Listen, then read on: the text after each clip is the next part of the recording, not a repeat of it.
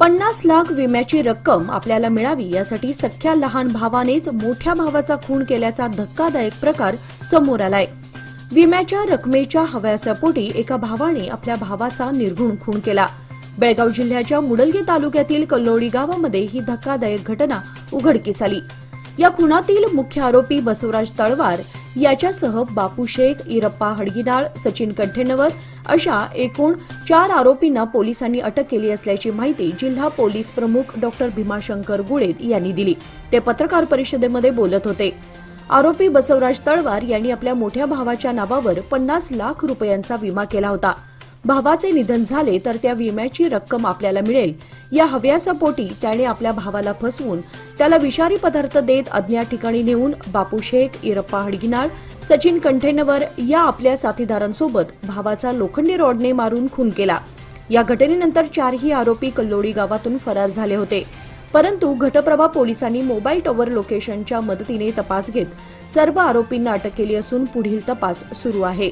Social मीडियावर राज्याचे सार्वजनिक बांधकाम मंत्री तथा जिल्हा पालकमंत्री सतीश जारकिहोळी यांच्यावर अर्वाच्य भाषेमध्ये शिवीगाळ करून बदनामी झाल्याचा प्रकार उघडकीस आलाय।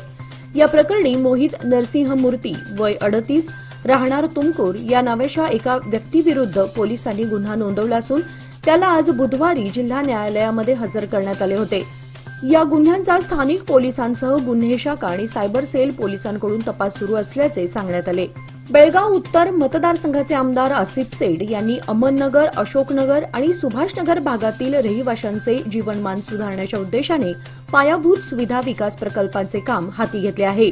आज या परिसरात रस्ता नवनिर्माणाच्या उद्घाटन प्रसंगी युवा नेते अमान सेठ, परिसरातील नगरसेवक, महापालिका अधिकारी आणि बहुसंख्येने स्थानिक रहिवासी उपस्थित होते। झपाट्याने वाढत असलेल्या वसाहतींमधील गरजा ओळखून खास डिझाईन केलेले नवीन प्रकल्प, रस्ते, ड्रेनेज सिस्टीम, पथदीप आणि पाणी पुरवठा सुविधा यासारख्या मूलभूत आणि पायाभूत सुविधा वाढवण्यावर आपण जातीने लक्ष पुरवले जात असून अशा उपक्रमांमुळे कनेक्टिव्हिटी, स्वच्छता आणि एकूण राहणीमान सुधारले जाणार आहे, असे यावेळी आमदार आसिफ सेठ म्हणाले। या प्रसंगी अमान सेठ यांनी तरुण पिढीला आपल्यासोबत घेऊन विकास कामामध्ये सहभागी करून घेण्यावर भर दिला। जनतेच्या सेवेसाठी असणाऱ्या ग्रामपंचायतीमध्ये कामे वेळेत होत नसून भ्रष्टाचार वाढल्याने आंबेवाडीच्या ग्रामपंचायतीमधील अध्यक्ष आणि उपाध्यक्षांसह सर्व सदस्यांनी सामूहिक राजीनामा देण्याची वेळ आली आहे।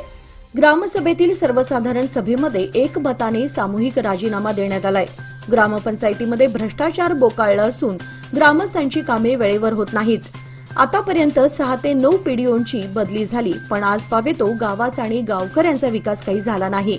त्यामुळे ग्रामस्थ आणि ग्रामपंचायत सदस्य संतप्त झाले असून जर काही अघटित घडले तर त्याला ग्रामपंचायत विकास अधिकारी, सेक्रेटरी व सरकार जबाबदार असेल असा इशारा यावेळी देण्यात आला। पुणे बेळगाव हुबळी वंदे भारत एक्सप्रेस गाडीला घटप्रभा रेल्वे स्थानकावर थांबवण्याच्या मागणीचे निवेदन राज्यसभा सदस्य इराण्णा कडाडी यांनी आज केंद्रीय रेल्वे मंत्री अश्विनी वैष्णव यांच्याकडे दिले। दिलेल्या निवेदनासंदर्भात राज्यसभा सदस्य इराण्णा कडाडी यांना सकारात्मक प्रतिसाद दिला असून त्यावर आवश्यक ती कार्यवाही करण्याचे आश्वासन केंद्रीय रेल्वे मंत्री अश्विनी वैष्णव यांनी दिलं आहे। यावेळी मंत्री प्रल्हाद जोशी उपस्थित होते। कर्नाटक राज्यातील विद्यार्थ्यांना प्रवेश परीक्षेचे अर्ज भरण्यासाठी वापरल्या जाणाऱ्या UUCMAS सॉफ्टवेअरमध्ये अनेक त्रुटी असून त्यामुळे विद्यार्थ्यांना अडचणी येत आहेत। त्यामुळे हे सॉफ्टवेअर तात्काळ रद्द करण्यासाठी अखिल भारतीय विद्यार्थी परिषदेच्या वतीने आज बुधवारी बेळगावात आंदोलन करण्यात आले। शहरातील कित्तूर राणी चन्नम्मा चौकात मानवी साखळी करून जिल्हाधिकाऱ्यांना निवेदन सादर करण्यात आले। UUCMAS सॉफ्टवेअरमध्ये त्रुटी आढळून आल्याने विद्यार्थ्यांचे हाल होत आहेत। मात्र विद्यार्थ्यांचे प्रश्न सोडवण्यासाठी प्रशासन पुढे येत नाही। हिवाळी अधिवेशनात सुवर्णसौधला घेराव घालू असा इशारा अखिल भारतीय विद्यार्थी परिषदेच्या वतीने देण्यात आला। इंडियन डेंटल असोसिएशन बेंगलोरतर्फे 29 नोव्हेंबर ते 1 डिसेंबर दरम्यान 50व्या वर्षपूर्तीनिमित्त राज्य परिषदेचे आयोजन करण्यात आले होते।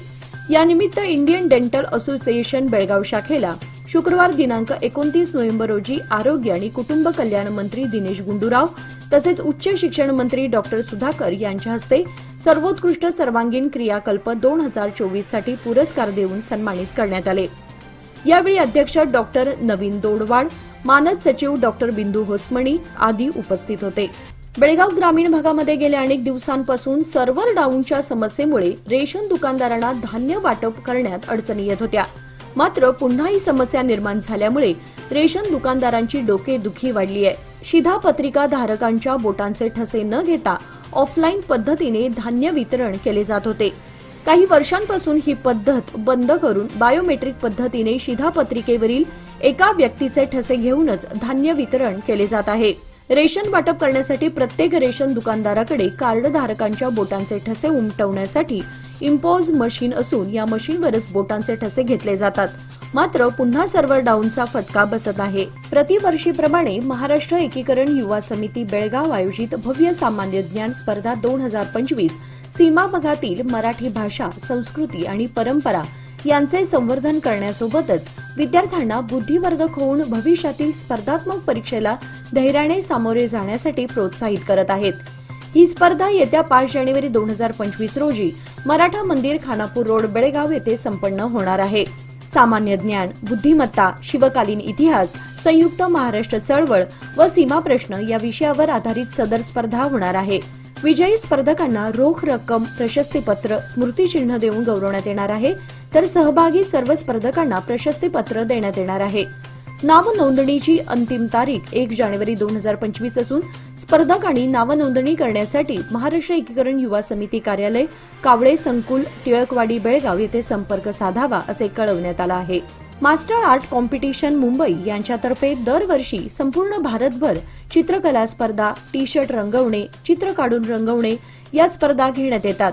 दरवर्षीप्रमाणेच यावर्षी देखील बालिका आदर्श विद्यालयाच्या 431 विद्यार्थिनींनी या स्पर्धेत सहभाग घेतला होता आणि या स्पर्धेत इयत्ता 10वीची विद्यार्थिनी गिरिजा हलगेकर हिने द्वितीय क्रमांक मिळवला आहे. त्याचबरोबर 53 विद्यार्थिनींनी सुवर्ण पदके मिळवली आहेत, तर 16 विद्यार्थिनींनी विशेष पारितोषिके पटकावली आहेत.